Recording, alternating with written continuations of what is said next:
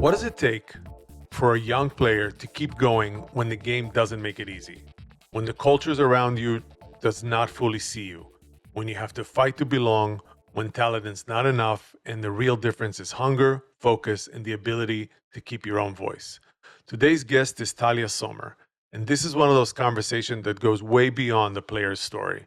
Because yes, Talia is now a rookie star at Gotham FC and has already moved to 3 different soccer worlds: boys soccer, college soccer, professional soccer. What makes this episode so valuable is not just where she ended up.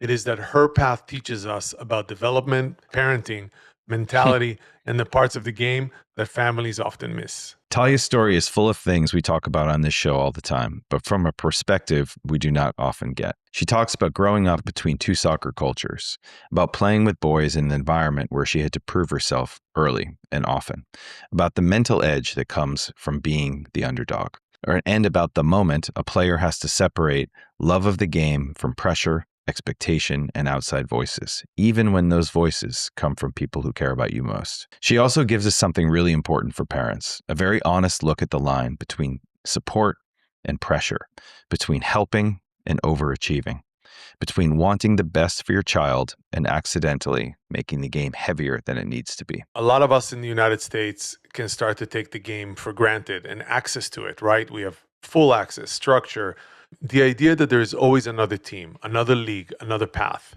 Talia's story reminds us that for many players, even the very talented ones, the game is still something that you have to fight for. Fight to enter, fight to stay in, and fight to make it your own. So in this episode, we talk about identity, resilience, women's soccer culture in the U.S. versus abroad, what American players do well, what they still may be missing, and why mentality becomes even more important as the level gets higher.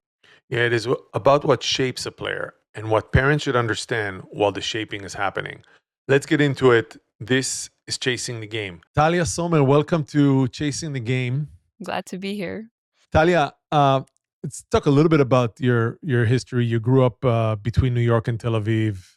Your path runs through many or several different soccer worlds. For those parents who are listening, can you walk us through your path a little bit from the beginning and when the game started to feel serious for you? Yeah. So I was born in New York, to 2 Israeli parents. I grew up in Harlem on 113th Street and Frederick Douglass Avenue, so 3 blocks away from Central Park. And honestly, the first time I really heard about soccer, I immediately fell in love with it, was when my uncle showed me a video of Ronaldinho juggling the ball. Immediately fell in love. I was like, you need to teach me how to do that. I was 4 years old. So I was like, told him, take me to Central Park. We're going right now.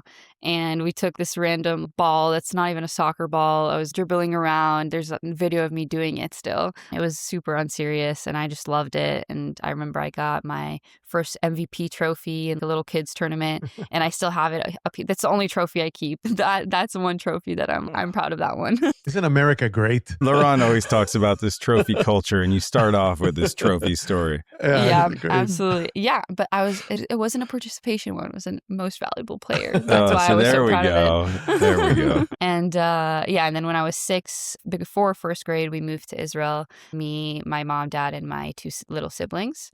And in Israel, I started playing soccer a bit more seriously. It kind of had to become serious because there was no women's or girls soccer at that point for my age. And so I joined a boys team, Maccabi Tel Aviv, which is one of the best boys team in the country. And there's a lot of issues with the sexism and, just little boys little boys that don't want to high five a girl or because, girls, ew, it's a girl, and you're in first grade. But I think that was a super important experience in my life and really shaped me to be who I am and shaped my love for soccer because it turned it into something very intrinsic that I love because I love it, not because anyone else around me tells me I should be doing it. It was actually the opposite. They never let me play in recess, and they never wanted me on their team during practice. But I kept going because I just loved it so much, literally just from my love to the game. And I think that's when it kind of got a bit more serious. Maccabi was very serious. I played with players Oscar Gloch and Talia Sommer that are some of the best players right now for the men's. Oscar Gloch is in Ajax, for those Exactly. who don't know. Talia Sommer is in Levante, I think. He's in La Liga now. They were in the same team as me. Yeah. That was, I think, I had to be kind of serious about it. There wasn't a choice. I couldn't just do it half-assed. I had to go all the way. I think that it shaped me mentally, but also technically. Playing with boys was always super challenging. And I think and because the level of coaching in Israel was that high at that point compared to the girls, I think that it really helped me become the player I am today and get that extra edge. And then when I was 12, before 7th grade, we moved back to New York. It was literally 1/12 in Frederick Douglass. I always joke with my family, like, we're like, oh, it's okay, we'll move to the other side of the world, but it can only be in the same block radius from where. It's crazy. But yeah, and then I went to middle school in the Upper West Side, and I played soccer for Manhattan Soccer Club. So that was my first experience playing with the girls as a teenager, which was lovely. It was so fun. How dominant were you? Yeah. I mean, at that stage, especially coming from the intense environment that you were coming from. It felt real good. I will say that. Like, it felt really good. Like, all of a sudden I was really appreciated. Like, they really appreciated me at Maccabi. But obviously at some point, girls and boys just change, and we were biologically different. But like, all of a sudden, like, it was with girls that are like my age and are more like me. And just, it was so fun to go to practice all of a sudden. It wasn't like a mental battle every time. But yeah, it was lovely. So in Manhattan Soccer Club, I kind of realized, I was like, oh damn, I'm good compared to America as well. Because for women's soccer, America is the pinnacle of soccer. And so you always look to the U.S. women's national team, to the NWSL, and that's where you want to be. Can I ask you a question? At what point did it shift for you to, I really love this, to this actually could be a career? I might be able to get paid playing a game that I love this much. I don't think I have yet to understood it yet right now as well. I don't feel like this is my job. I say to my family, oh, I'm on my way to work, but I don't actually feel that way. I'm going to kick a ball around and do the thing that I love most. I don't think I ever saw it as I want to be the best at soccer so that I can earn money from it and make a living. I think for me it was more just, I'm super competitive and I love this game so much, and when I play, I feel the most happy and just and fulfilled. And so I just want to keep doing this for as much as I can. And obviously that means after college, you go play professionally. Like, for me, it's just, I want to be the best. I love this game. I want to play as much as I possibly can for as many years as I can. Matt, it's almost us in the podcast, only we're not making any money and it's incredibly stressful, and I'm getting very little reward for it. That's not true, Laurent. You love getting stopped in coffee shops. It's true. Talia, so did you stay here in New York, or did you end up going back to Israel before you returned to Butler? Yeah, I went back to Israel. So I did high school in Israel, and I started playing professionally in Israel when I was 14. So at that point, I started to play in the full Israeli Premier League, which is crazy. I look at 14-year-olds now. I was like, what was I doing playing with 30-year-olds? It was great. I think that was also a great experience for me to be around older girls, more experienced girls, learn from them in that sense. But also, I always loved being the underdog, and being the young one out of much older women was always fun for me. I think that started from when I was a girl among boys. I love being the underdog, and I love proving myself. So that was really good. But after 4 years in Israel, it was more than enough Israeli soccer for me, and I was ready to go to the U.S. When I was 18, I got a full-ride scholarship from Butler, and I went for 3.5 years. And I've been playing for Butler for 3.5 years. So did you actually go on a recruiting trip? So it was actually during COVID that I was getting recruited, because my class is a COVID class. Luckily enough, I was in the national team at that time as well, so I was able to send national team footage.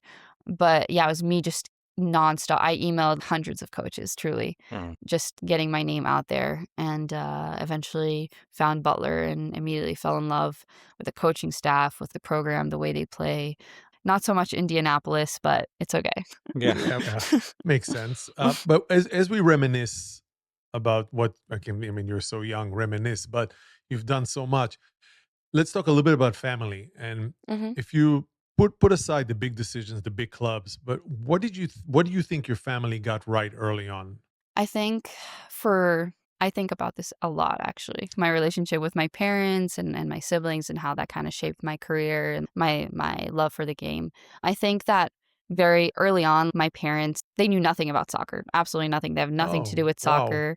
My dad's a political science professor. My mom's a clinical psychologist. They have nothing to do with it. They're very athletic, but they have nothing to do with soccer. And they saw that I love it and they were just completely there to support it. They never pushed me. I didn't really need to be pushed because I really loved it, but they never pushed me if I was like, they're like, you have to go to practice or you have to do extra work after practice. Or it was more just very free to do what I want.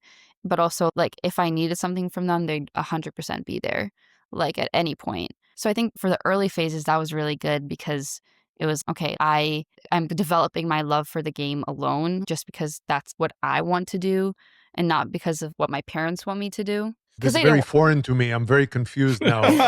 What's happening here right now? So they did not scrutinize everything you've done or didn't do or read your body No, language? No? no. Oh Now my when God, now when I Matt. was that young, I think slowly as it became more serious and as things become started to develop, I think at that point that's when my dad got started getting a little bit more involved.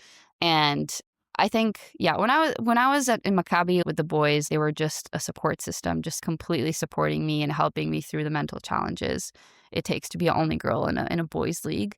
And and then I think once it got to the point of MSC where we kind of realized, oh, like this can actually really go somewhere and I wanted to go somewhere. Like it was still something that I wanted to do, not like something that they were like, you need to be a professional soccer player or you need to get a full ride from college. But it was more just my dad realized, I think, that I have a lot of talent and that together we can turn it into something even better. And I remember there was hard times. There was times where we'd come back from games and my dad would be mad at me for not scoring or not doing something So exactly all the of a way we sudden he's talked a about it. soccer expert. I thought he didn't know Exactly. anything about the sport. No. That's what All of I a He's a sudden, he's tell him. genius. human. That's what I tell him. No, and what he would say to that was, who watched thousands of minutes of your soccer games your whole life? Me. I know best. Dad, you know me very well. I will give you that. You don't know exactly what I need to do. But I think with him, a really big shift that I had in my mentality was from being the only girl underdog to being a top dog almost. Being, I'm going to score. I'm going to be the one that Wow. scores today in the game. I'm going to be the one that changes the game winner. And taking that responsibility, not being as nice almost, having that chutzpah, you know? Mm. And I think Even that I know that word. yeah, exactly. If you live in the area, you're gonna know that word. So I think that was a big shift. But still there was a lot of mental challenges with that. And my relationship with my dad got complicated at certain stages. Sometimes it was too much. His voice would be in my head instead of my own voice telling me what to do. I realized why am I stressed about scoring a goal so my dad thinks it's cool? I need to be That's a great stressed. reason. Yeah, no, that's a What do you horrible mean? reason. I don't understand. No, oh my gosh. Speaking from a real dad, huh? Yeah, well, Oh my yeah, gosh. exactly.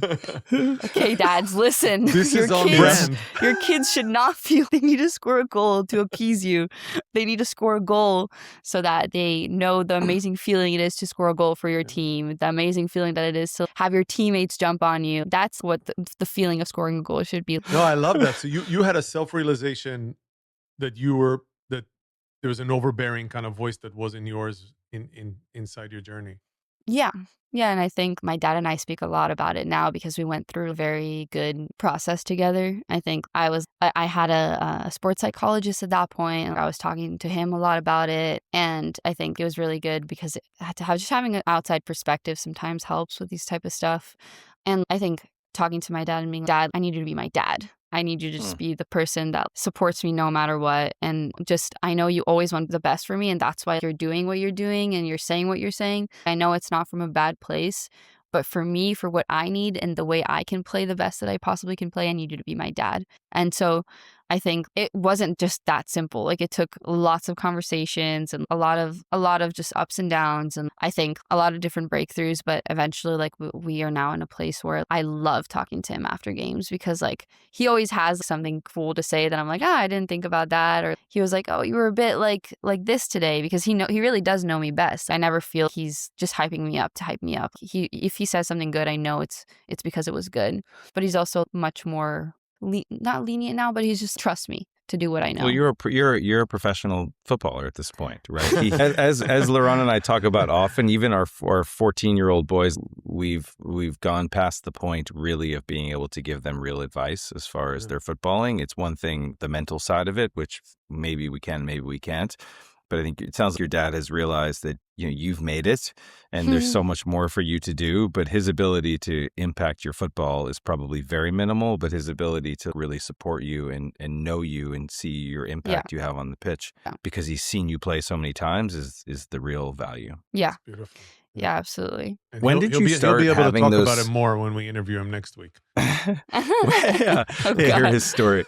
When did you start having those thoughts that his voice was in your head a little bit, and when did you start actually having or bringing that subject up with him? I think this was when I was 15, so sophomore year, and I remember I had a great rookie season. I was rookie of the year. I scored 10 goals as a 14-year-old in the first league, and just did great. I was having a blast, just a kid having a blast. And I think after that season, I started on me, and at that point I felt it was just heavy on my heart, and I realized I wasn't scoring. I wasn't performing as well, and it was really, really frustrating for me. I just felt I just wasn't doing as much as well as I could be, and I think I realized kind of why. I think there was just a lot of pressure on me, and it didn't need to be. I did great the year before, and there was no pressure. It was just going, and I wanted to just go and play my game, and I think that was kind of at the end of that season. I think that's kind of when I realized, okay, I should probably do something about this. I scored 1 goal in the whole half of the season. I did not do as well as I did last year. So yeah, I think that was kind of when I realized it. Yeah. Talia, we talk often on this podcast about how youth soccer in America, I think it's this way for girls. It's certainly this way for boys, that 95% of the structured play is within age groups, and that becomes very difficult for 18-year-olds, for example, when they get to college and they're playing with 22-year-olds, and it gets even more difficult when you're a 20-year-old and you're playing with professionals who are earning their paycheck, and they're either grown men or grown women or whatever it is. How much do you think playing in Israel in the first division helped you, because you were 14 playing with 30-year-old women, and then when you came to the States to play in college, it wasn't shocking for you at all, right? No, it was underwhelming. I played with women twice my age. Yeah. So a 22-year-old, you're my age. That it is a really big difference. I didn't think about that actually. And it's actually interesting because in Israel, in women's soccer, there aren't enough girls. So there's age groups. It's 11 till 14 is an age group, 14 till 18 age group, and then 18 and over is the pros. I think playing with people that are older than you is always good. There's always something to learn. I think that in college, there's something very weird with the freshman, sophomore, junior, senior dynamic. It's so ingrained in the culture and such a huge deal, which was something I wasn't used to in Israel. But I'm really glad I went to a place like Butler was not like that at all. As a freshman, like I was treated like any other player. But I think as advice that I would give to people is to embrace it. Embrace being a rookie. You don't have any responsibility. You just go and have fun and enjoy the fact that you're playing with older people that have much more responsibility, a much heavier future ahead of them, because I either need to go pro or I need to graduate from college and start a career or whatever it might be. So embrace being new and embrace learning from other people and just playing free. And what about the contrast of playing in Israel versus seeing soccer in the United States? For me as a women's soccer player, it's completely different. It's really comparing apples to oranges. In Israel, women's soccer is basically non-existent in the public sphere, and really in every sphere. So I think that there's no infrastructure. There's nothing there really. It's just us left to our own devices trying to make something out of nothing. And in America, it's an empire.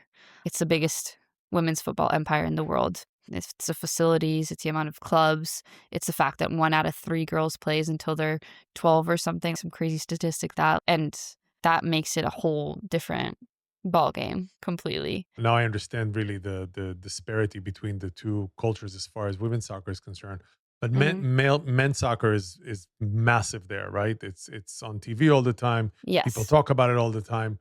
Do you feel that that is also part of your culture when you're there because you're playing the same sport? I think it's completely separate, Uh-huh. honestly. I think because just women's soccer is so frowned upon in Israel. Women playing soccer? Kidding me? It's not a women's sports. Stuff where in America you'd hear someone say that, you'd be like, "Are you from the Stone Age?" And I mean, I can't speak to what's happening in Israel around women's soccer even since you left. But I mean, if you look at the rest of Europe now and the progress that's been made in the last 10 years, I mean, in some ways you're playing at the pinnacle in the NWSL and Gotham has won. But all of a sudden now Europe and these massive clubs with this incredible history have professional women's teams that are on television, that are drawing great crowds, getting global attention. How do you Absolutely. think about that as far as a pathway in your career? I mean, I would love to. That's, I think, for me, because, my uncle showed me Ronaldinho, Barcelona. That would be the dream. That's the Yeah. ultimate dream. Playing for Barcelona in the Camp Nou in front of 90,000 people. Of course, that's always, and also just playing in England. We see clubs, Arsenal and Chelsea, just creating an empire as well. And so, but yeah, and I think it is really interesting to compare American clubs, NWSL clubs, and European clubs. You have there in America, you kind of start from nothing with women's soccer. Mhm. NWSL clubs start from nothing.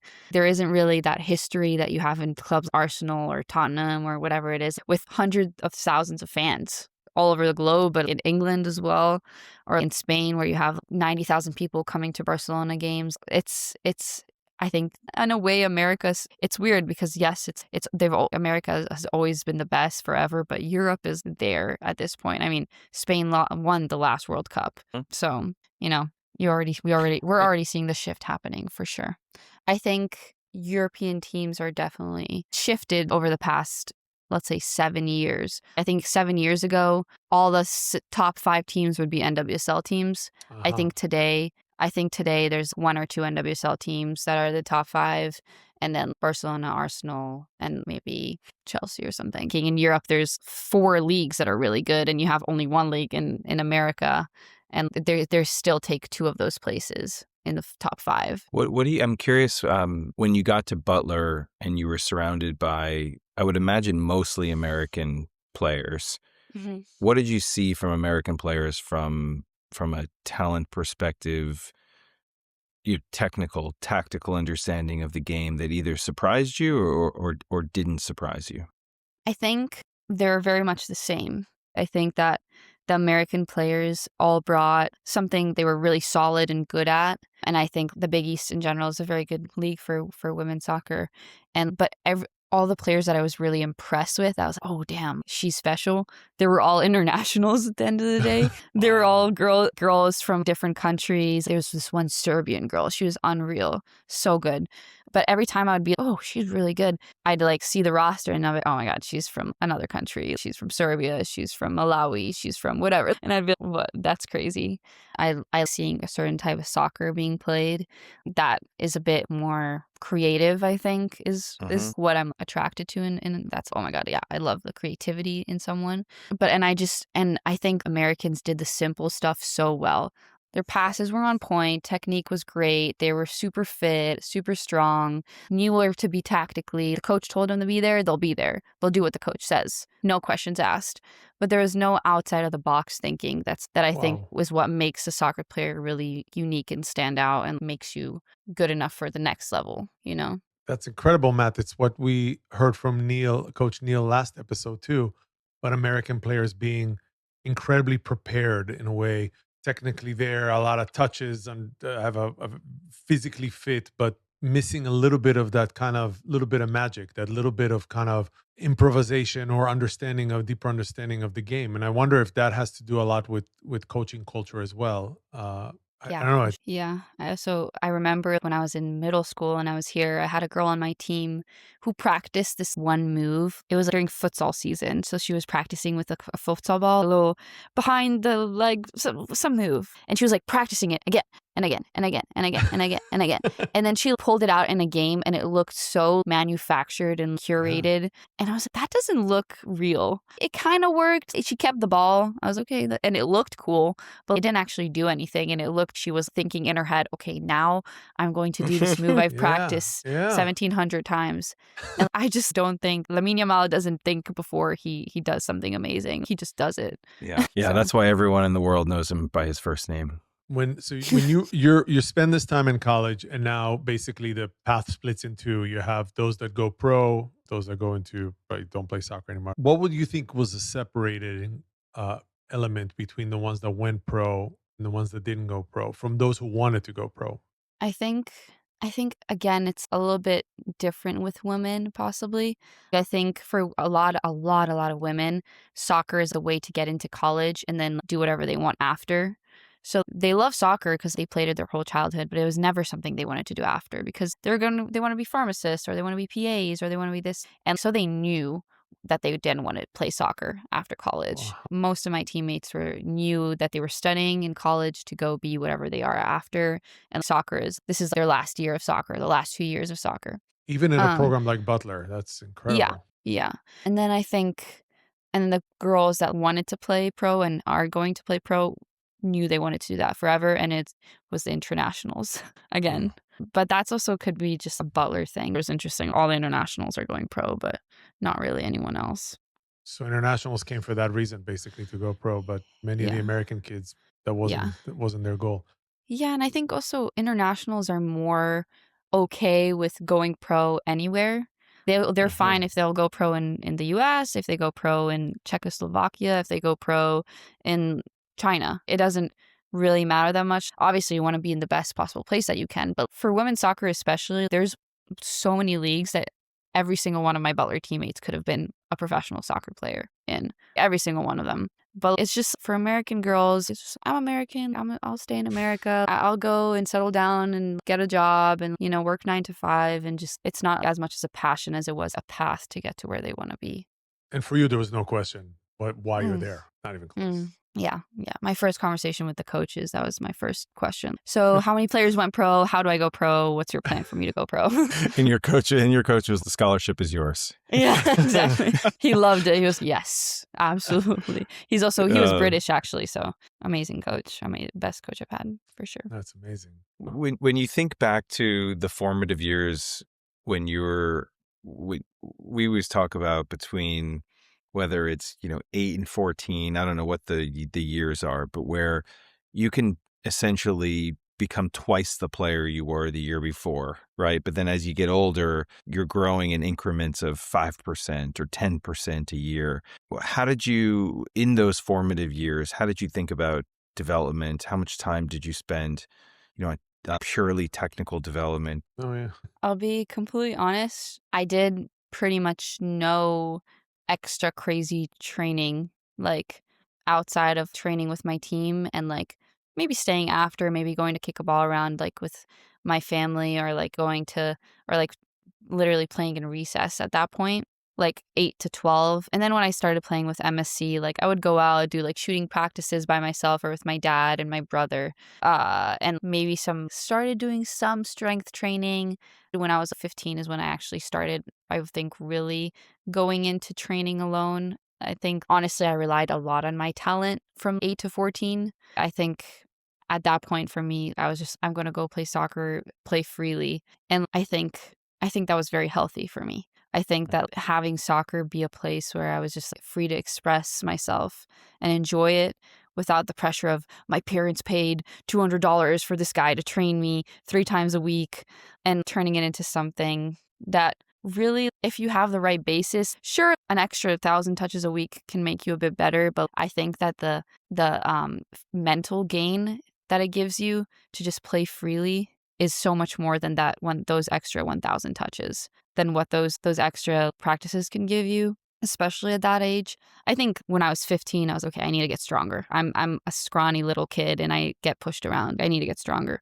So it's about getting stronger. At that point, I was, I know that I need to work on my turns this way. So I'd stay after practice a couple of minutes and do it. Or I'd start going out to the field by myself a lot more. And I think throughout my entire career, my biggest differentiating factor, other than I think there is at the end of the day talent, so that you just have or you don't have, but also was my mental side. I think a player can be really good, a really good technical and tactical player, but if they're mentally not there and just not ready to compete, to make mistakes, to be better after those mistakes, to believe in yourself, then it doesn't matter how many extra training sessions you have. It's going to be hard to be a great player. So in high school is when I really started to work alone and do extra stuff by myself. And I also had one of my coaches would do personal sessions on me. But it was once a week probably. I did a lot of sessions with boys. I will say I would train once a week with boys as well, in addition to my training with the team. And then in college, I did a lot of extra training with my coach. He would just do 30-minute sessions probably once or twice a week. And I would swim, do extra physical sessions that just help my fitness and stuff that. But really just keep as low pressure as possible on soccer. But this is extraordinary. But that hunger to succeed was, as you were growing up, did you have players you were looking at? Did you have mentors? I had Abby Wambach, a U.S. women's national team player that I was obsessed with. I was like, oh my God, she's my role model. I had Modric, who I still really, really love just to watch play, and especially with the Croatian team. There's something I love about the Croatian team so much. The way they play together, they're so humble. Modric is so humble, such a great leader on and off the field. You can just see how he brings the team together, and it's beautiful to watch. So I think with him, that was definitely a soccer role model. And then my coaches throughout the way, I've had a lot of coaches that have really, really, really influenced me. I'd say the boys team, my first coach, he was just a fierce believer in me, but also just treated me like everyone else. And that was the best. I just needed to be treated like everyone else. I remember we had a game and I scored a goal, and I was a right back when I was playing with boys. And I scored a goal, which didn't happen often. And all the boys were kind of shy to hug me. And he was in halftime, he was like, there's no way you don't hug Talia. That does not happen. She scored a goal. Everyone ran and hugged her. And then the next half, I scored another goal and everyone ran and hugged me. They did what the coach told them. They were all scared of him. And I think also my coaches in college, I've never had someone believe in me so fully than my coaches in college. They were actually two co-head coaches, a married couple, Rob and Terry. And Rob's this British dude, Terry's American woman. And they believed in me from the first second and just saw the best in me and constantly pushed me to be better in such a healthy way. So I think they were really, really influential now between 18 and 20, 21, 22. I think I came out a completely different player from Butler. Completely, completely different. I'm so much more lethal, so much more. So I think, and that was mainly a mental change. Yeah, my shooting got better. I've perfected my curly shot. But at the end of the day, I see the goal, I smell the goal, I want to shoot, and I score. So, and that was something that really was completely entrenched in me at Butler. It's the mental changes that are really the biggest and most important ones after you get to that point where you're not really getting that much better. You're not getting 20% better every year. But yeah. Yeah, I mean, some of the examples you just gave around your own, starting from, the realization that your dad's voice was in your head to, 15 years old when you started putting the work in on your own without being pushed. I mean, you clearly mentally have had an edge over probably everybody you've been playing against or with. And then you combine that with talent and you get professionals, and you get probably professionals who excel. From your experience, I mean, how much of it is truly, how many talented players did you see where she just doesn't, mentally, she's not there? Can you overcome that from a mental perspective if you don't have it? Is it something you're born with, that maturity and the way to think about it? Or is it also something that, I'm sure it's also something that you developed along the way? I think I'll give all the credits to my parents on that one.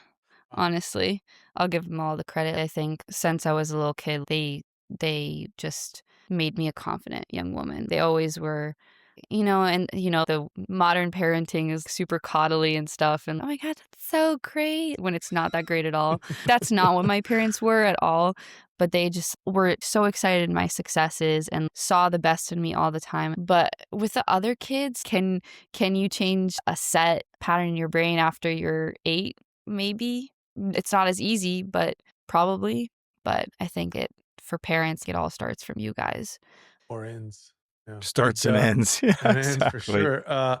Do you think, Talia, I know another impossible question, but do you think you would have been a different player if you did not have that growing up in Maccabi, the me against the world thing, and you would have been in the kind of full access American system from a young age? Or would still be the same person speaking to us today as a player? Yeah, I think I would be completely different. Completely. I think the combination of playing with boys and also moving countries as a 6 years old, moving continents as a 6 years old, and then moving again. I think that the combination of those things, having two cultures within me, seeing what it is to live in Israel, which obviously is not necessarily an easy life, and then also what it is to live in New York, which in Harlem, which is also not necessarily an easy life. Just going, I think those experiences also have a lot to do with my soccer. But yeah, for sure, I think that having soccer is something super easy and not something you seek and you have to work for to be in. I think it would have definitely changed my perception of it because every day that I get to play, I'm grateful for it. So yeah. So I've correct me if I'm wrong, but I've heard you had an opportunity early on to go to Atletico Madrid. Is that right? So you chose Butler over Atletico Madrid. Yeah. Can you talk a little bit about that? Just so I don't know. I kind of Googled it, looked at it, went back again. When I said, do I ask that? I just talked to us a Yeah. little bit about that.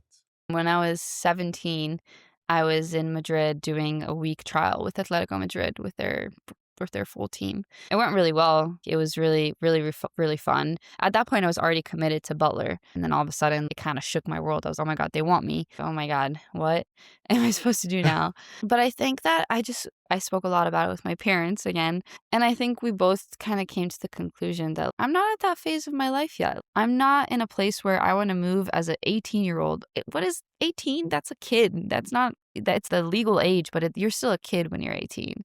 And move to a foreign country where I don't know the language, where I'm going to be playing with girls much older than me, living alone in a city I've never lived before. It just didn't seem the best environment for me to be successful, especially because I still wanted to study. That was super important to me. I really wanted to get a degree. And I didn't know if I probably wasn't going to be able to do that in Madrid at that point. I knew I had coaches that really believed in me in Butler, that wanted me to go pro, that knew that that was my goal and told me, we will get you to that goal. And they did indeed fulfill their promise in hindsight. And I think that it was just the best move for me. And soccer-wise, at the end of the day, I think I gained so much from going through the rookie experience to then becoming a senior on a team again. And I've never really been the oldest player on a team because I always played with older people than me or I've just been the same age as everyone else.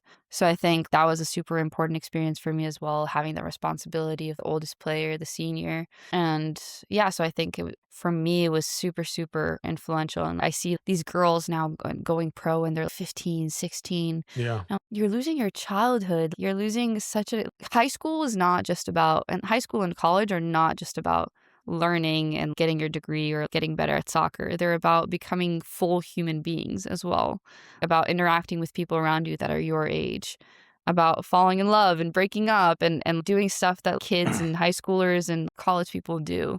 And I think it makes us better humans and therefore also better soccer players at the end of the day. Although obviously Atletico was a great opportunity and I could have gone there and I'm sure I would have been all right. I'm sure I would have been happy eventually and done great and it would have been fun and everything. But I'm very happy with the path that I chose and just knowing that I just went with my heart at that point. Did your parents say, Talia, obviously you're incredibly mature, you decide whatever's good for you, or was there any input coming from them as well? For them, they have always let me make all my decisions. They've never told me you need to make this decision or you should make this decision. It's always been mine to make. I think with big decisions, we always have just a very open discussion. We always talk about pros and cons and the future and what it might mean for my future. And they're very, very, very involved with my decision making. But at the end of the day, they, even if I'm, please just decide for me. I can't. They will be, no, there's no way. You're deciding it. This is your future. This is your path. And you decide what you want to do. Given your incredible wisdom, what's the message to a 12-year-old girl who's dreaming about playing at Gotham and in the NWSL or playing at Butler University as they try to pursue their dreams? I think to focus on having fun, honestly, enjoying the fact that this is a game, that you chose to do this, and then every practice showing up, it's your last in a way. For me, showing up to practice is so much fun when you're trying really hard. It's so much fun because then when you win the small-sided games, you go back home and you're the proudest person out there.